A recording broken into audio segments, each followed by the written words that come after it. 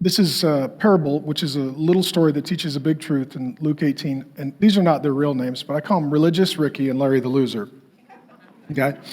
And if your name is Larry, I apologize. Okay, so they walk into the temple, which is their version of the church. Two guys pray, and Jesus uses this as comparison and contrast between relational prayer and religious prayer. Relational prayer is very humble. Religious prayer is very proud. So the first guy, Religious Ricky, he literally stands up and out loud prays basically this prayer. God, thank you that I'm better than everybody else. And God, thank you, especially I'm not like this guy. Well, this guy's sort of bummed.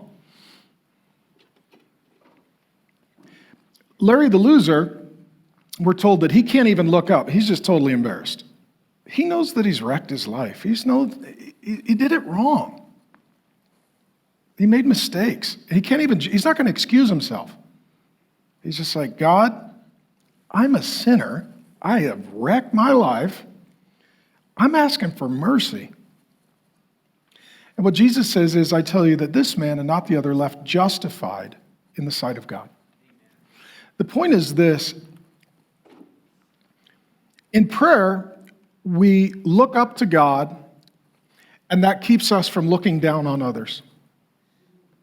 People who look down on others are not spending enough time looking up to God. When you look up to God, you're not worried about their stuff because you're so aware of your stuff. You're like, I thought it was awesome until I met Jesus, and I'm like, oh boy. When we're in prayer, it should cause us to be more humble. And let me say this, religious prayers are where we pray for other people, not for ourselves. That we confess their sins and not our own. This is really popular in America right now. We got a whole culture that's talking about what everybody else has done wrong. Nobody's talking about what they've done wrong.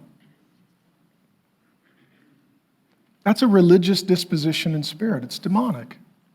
And let me say this, it's not a problem to pray for other people, but if you're mainly praying for other people and not yourself. I talked to Grace about this. The beginning of every quarter, my wife Grace, she leads women's ministry here. She tells the women, we are not getting together to complain and gossip about our husbands. Because sometimes even in prayer, what it becomes is gossip and maligning. Pray for so-and-so. You have no idea what they did. That's gossip disguised as prayer. That's not a prayer.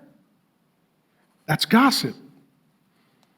How many of you right now, most of your prayers are, God, fix my spouse. God, fix my kids. God, fix my boss. And you never ask, God, is there anything that needs to be fixed with me? It's not that we shouldn't pray for others, but we should start with our own shortcomings and see in any ways that we're part of the problem, not the solution, and ask God to deal with us first.